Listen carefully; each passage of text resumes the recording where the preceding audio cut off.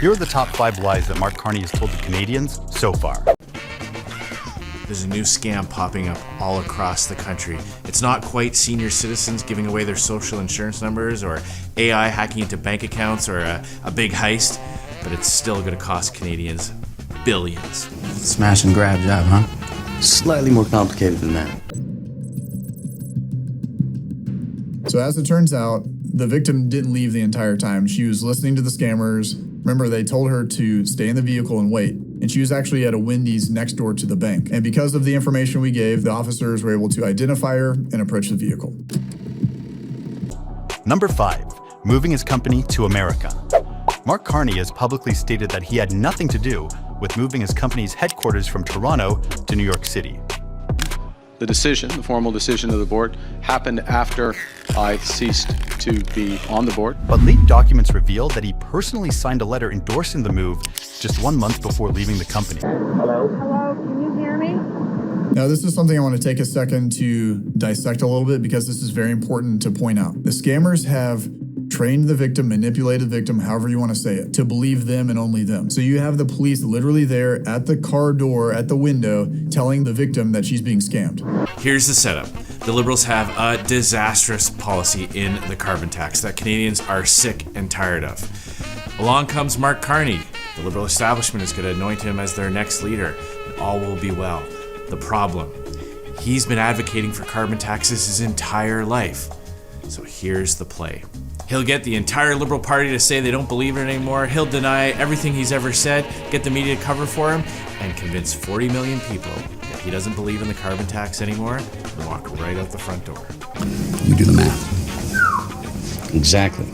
Number 4, balancing the books.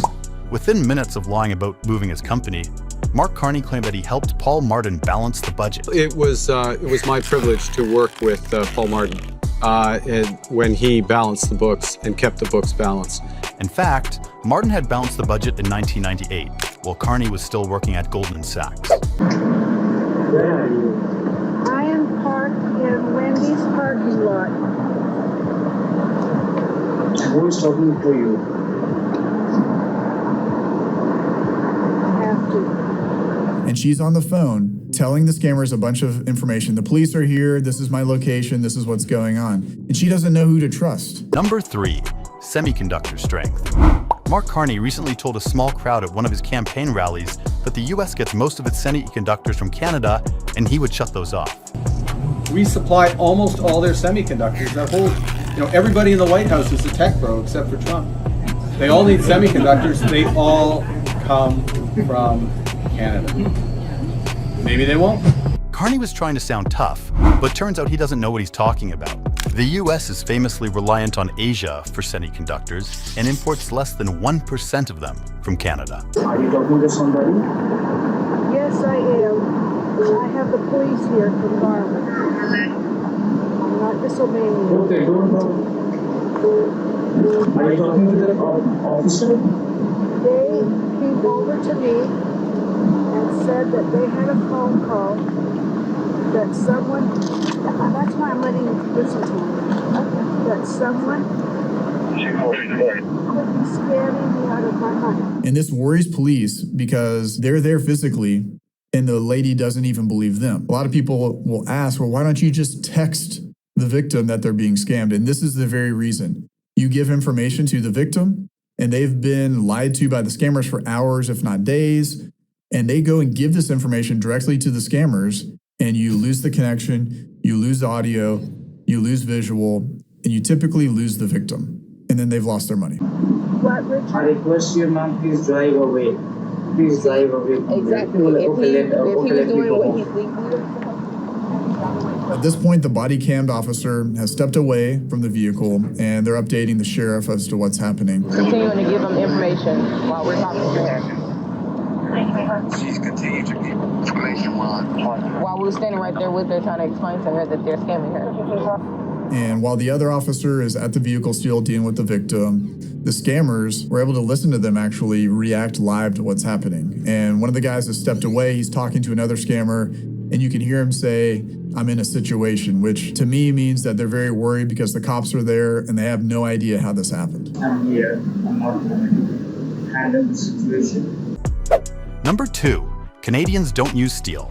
While arguing for higher carbon taxes, Mark Carney claimed that we can safely tax steel because Canadians don't use it anyway. But does that not ultimately trickle down? No, because what the big companies are producing, by and large, are not products that we are consuming. There's some element of that, but by and large, you know, a steel company, how much steel are you using these days, Todd?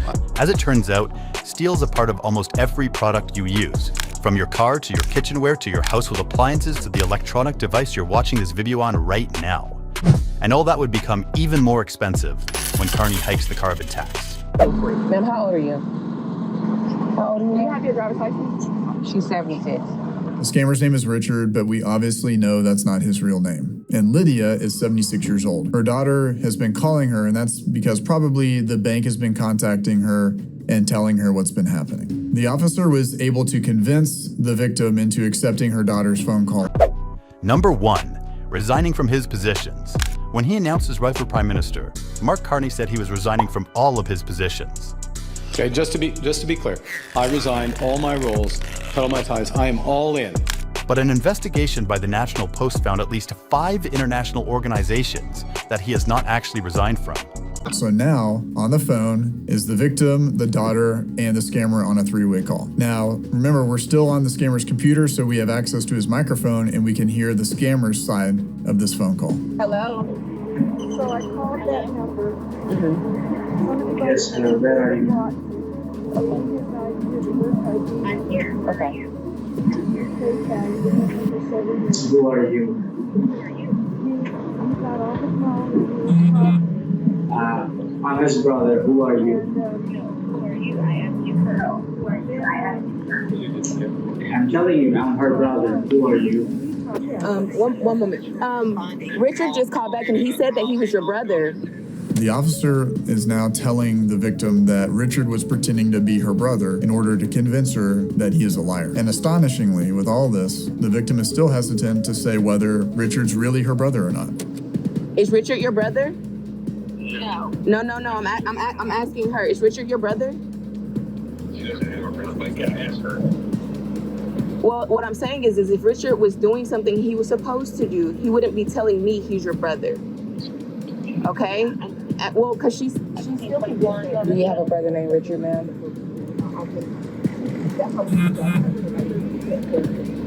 What is his name? Okay, but no brother named Richard. They were trying to get you to give them a large amount of money, and you don't have to do that. They were going to scam you.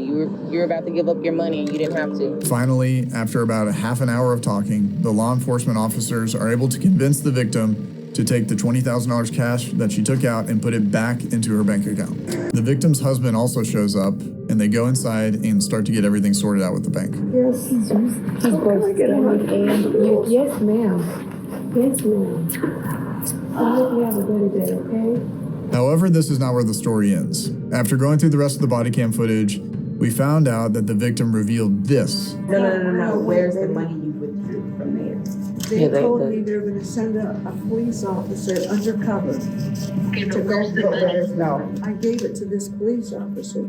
The money is No, she said she's done this before. This is my second This time. is her second pulling time, out- so she's given pulling out money to money somebody today. already. How much did you give that first person? 20,000. We may have saved $20,000, but unfortunately, the victim had already given away another $20,000. What they're going to do is they're going to run this scam right up until the election. They thought they were going to get away with it. Carney thought he had the perfect con, but he wasn't counting on one important thing: you. Which Mark Carney lie do you think is the most serious? And do you think that Mark Carney is a pathological liar? Let us know in the comments.